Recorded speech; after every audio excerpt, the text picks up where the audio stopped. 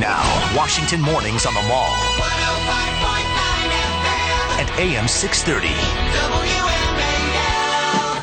It's 8:38 on WMAL, where Washington comes to talk. It's Brian Wilson and Larry O'Connor from Breitbart TV joining me this morning.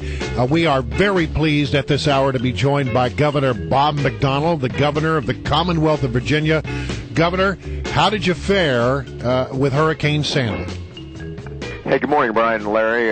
Well, we're still evaluating it, and a number of areas of the state, including yours, are still feeling the impacts. Northern Virginia received quite a wallop over the last 36 hours with significant winds and rain. In fact, right now we're at about 112,000 power outages customers around the state, and 106,000 are in Northern Virginia, which is down from 200 is what we had last night. But we're still expecting gusts of 30 to 40 miles an hour up there, and we got a blizzard warning in the western part of the state till 2 o'clock. So there's still a lot going on, but our National Guard, our state police, our VDOT crews are really doing a great job.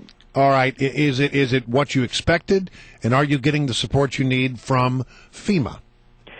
Well, we are. FEMA was on the ground starting on Sunday. Very good team, same people we worked with during recent hurricanes, tornadoes, earthquakes. They're a very good group. We got our presidential declaration approved in less than a day. We received that notice last night for direct federal aid, so that is certainly helpful. And the folks that we've called up in the National Guard, almost 700 now, are really doing a great job with missions. State police have their extra special crews, their swiftwater rescue crews actually doing some things now in Hampton Roads and the Eastern Shore. So there's still a lot more damage assessment that needs to be done. People are going to have to just be patient, of course, with the power outage being that large. There are 2,600 extra people from other states that are in here helping Dominion and APCO, and they're going to do the best they can to get that back on fast. Governor, let the record reflect that you've gone 2 minutes now and you haven't bragged about your Notre Dame football team, so kudos to you. It shows great restraint. Well, I figured I'd let the rain end, and then I can start maybe tomorrow. Yeah, 8-0. Yes, well, to reward you, I'm going to put you on the spot. You know, you have a proud military record, and, this story that broke Friday about what seems to have occurred in Benghazi has really hit home with a lot of us on an emotional level. And I'm wondering if you could comment on it, on what your opinion is of what you've heard, and also if you agree that the administration needs to come clean on this. Well, first, I think it's important over these couple days here. Everybody's working together on this storm. The president had a conference call with all of us Sunday. So when it comes to things like disaster preparation and recovery, we're all focused on doing the right thing together. So I applaud the president and his team working with us.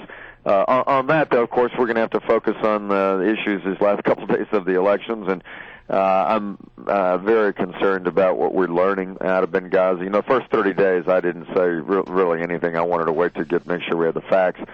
But it appears there are a number of legitimate questions that the White House is just not giving us, and that is, why weren't we prepared on 9/11 in the Mideast? Why did we turn down requests for extra security? And if the president gave a order immediately in real time to do everything they could to help these Americans, why was it that the Secretary Panetta and others declined military response to be able to help? I mean, we've got 4 dead Americans, including the first ambassador being dead in 33 years, and I haven't heard a plan now. 45 days later, I haven't heard a plan on what we're going to do. And the big concern, too, is for 2 weeks they insisted that this was a response to some random video in Florida, when it appears now that everybody knew in real time this was a coordinated terrorist attack. So it's very disappointing. I just think, we need answers about what happened and what is going to be our response to people being killed abroad, and how we're going to protect others in the future. In just a few days, and we're going to have our election day a week from today.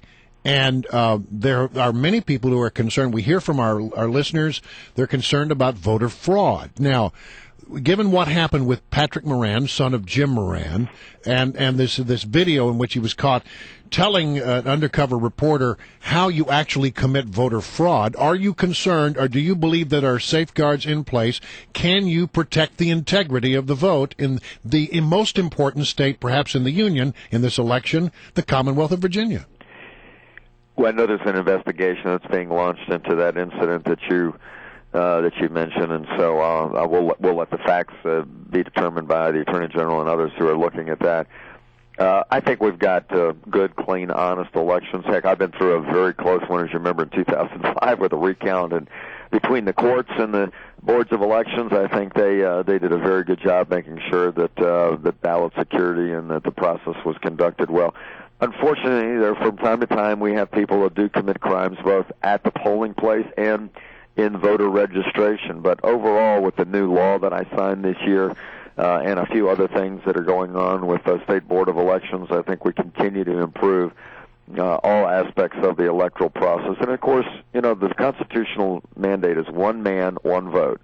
Not zero men, not two votes, but one man, one vote. And so, obviously, so much of our society depends on the rule of law and individual integrity and trust, and we certainly hope everybody complies with that. And if they don't, there'll be investigations and prosecutions as appropriate. Governor Bob McDonnell from the Commonwealth of Virginia, we really appreciate you checking in with us on what I know is a very busy morning.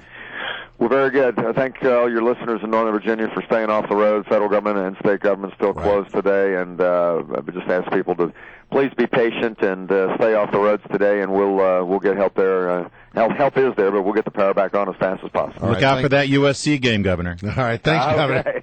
8:44. Thank you.